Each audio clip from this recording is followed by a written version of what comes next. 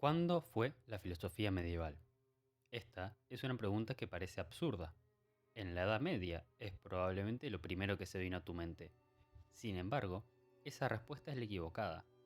Tal y como expone el filósofo medievalista británico John Marenbone, tenemos cuatro posibles respuestas. La primera es ¿a quién le importa? La segunda es ¿ahora? La tercera es desde más o menos el 200 después de Cristo hasta más o menos el 1700 después de Cristo. Y finalmente, la cuarta posible respuesta es nunca. Estas cuatro respuestas son todas correctas en al menos un sentido, pero, sin duda, hay dos de ellas que se destacan por ser la posición del filósofo. ¿A quién le importa? Y ahora. Lo que verdaderamente importa en filosofía no son las fechas ni los marcos cronológicos, sino la verdad y la fuerza de los argumentos. Que un texto haya sido escrito en el 400 a.C., en el 1300 después de Cristo o en el 1800 después de Cristo es, en el fondo, irrelevante.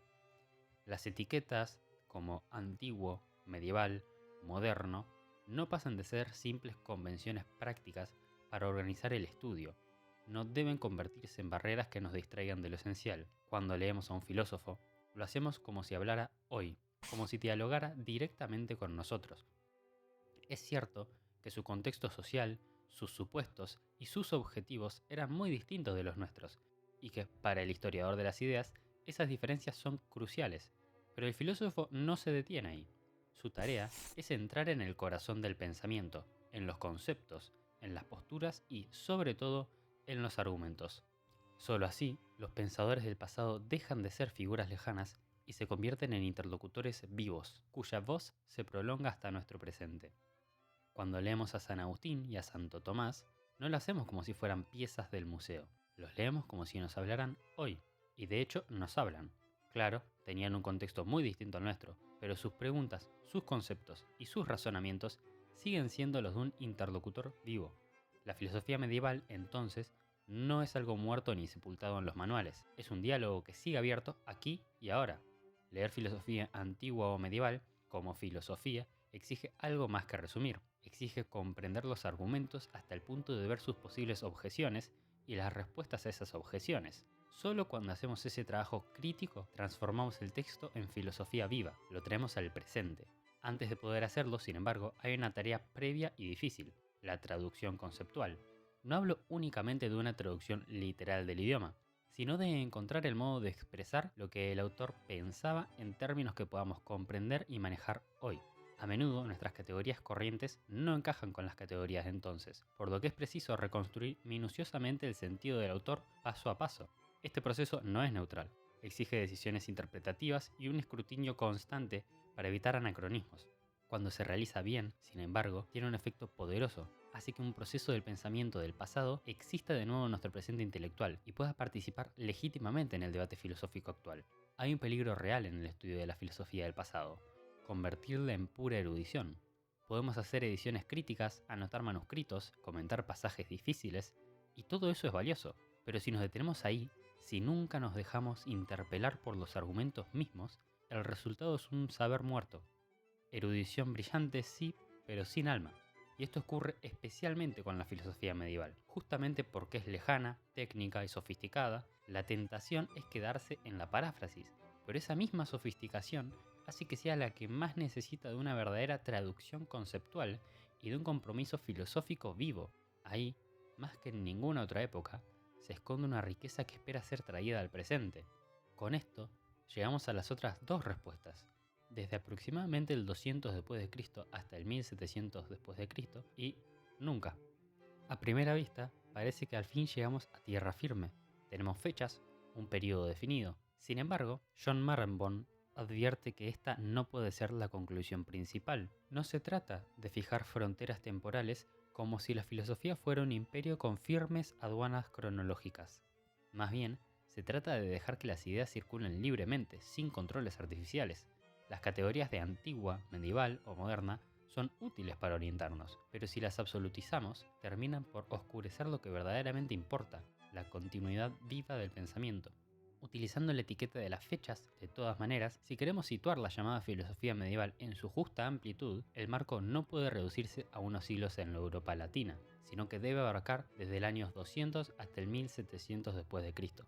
En torno al 205 después de Cristo nace Plotino, que con su neoplatonismo y junto con la síntesis aristotélica de su discípulo Porfirio, fija el tronco del que brotarán las cuatro grandes tradiciones filosóficas posteriores: la griega, la árabe, la judía y la latina. Durante siglos, esas ramas crecieron entrelazadas. Los musulmanes recibieron y desarrollaron la herencia griega hasta un grado altísimo.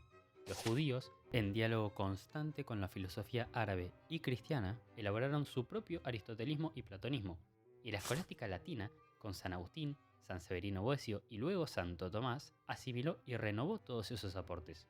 Entre los siglos XIII y XIV, las traducciones del árabe y del hebreo al latín transformaron profundamente la reflexión cristiana sobre razón y revelación, y, a su vez, los bizantinos y los judíos europeos terminaron influidos por la escolástica latina. El corte artificial entre medieval, renacimiento y moderno desfigura esta continuidad. En realidad, figuras como Francisco Suárez o hasta Leibniz no pueden comprenderse sin la herencia de la escolástica. Leer la filosofía del siglo XVII sin sus raíces medievales es abrir un libro en el capítulo final sin haber recorrido la trama que le da sentido. Solo viendo esta línea ininterrumpida desde Plotino hasta Leibniz y aún más allá en la filosofía islámica, se revela la unidad de un mismo drama intelectual, en el que las supuestas rupturas son, en verdad, transformaciones internas. Por eso, dice también que la filosofía medieval, en un sentido, nunca fue. Nunca existió como un bloque homogéneo, separado de los demás. La filosofía ocurre siempre en diálogo, y cualquier corte rígido la distorsiona. Si pensamos en San Agustín, San Severino Boecio o el mismo Descartes, vemos que las fronteras no coinciden con la realidad del pensamiento. En el fondo, cada filósofo es irreductible a su etiqueta cronológica. Ahora bien, en el mundo real necesitamos etiquetas, y así, por razones históricas y polémicas, nació la expresión filosofía medieval. La propaganda de los modernos, es decir, Descartes y sus herederos, tuvo un éxito extraordinario. Convencieron a muchos de que su pensamiento era absolutamente nuevo, sin deudas con la tradición escolástica. Esa fue la gran mentira fundacional de la modernidad filosófica: negar la raíz que la nutría. Sin embargo, lo que hoy llamamos filosofía medieval no sobrevivió gracias a la indulgencia de la modernidad, sino a un movimiento mucho más profundo. En el siglo XIX, cuando muchos daban por muerta la escolástica, surgió un redescubrimiento que la devolvió al centro del pensamiento cristiano y universal. En ese resurgir, Santo Tomás brilló con una fuerza renovada, no como pieza arqueológica, sino como doctor de la Iglesia, y como un pensador capaz de hablar con la misma hondura que Platón o Aristóteles y que San Agustín o Pascal. Fue gracias a ese esfuerzo que hoy podemos leer a Santo Tomás, al Beato Duns Scoto o a San Buenaventura, no como reliquias, sino como maestros vivos.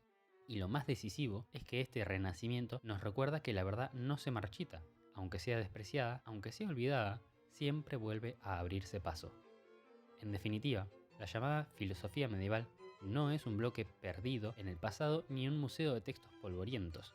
Es parte de un mismo río de pensamiento que nace en la antigüedad y llega hasta nosotros. Los nombres y las fechas son útiles, sí, pero lo esencial es esto.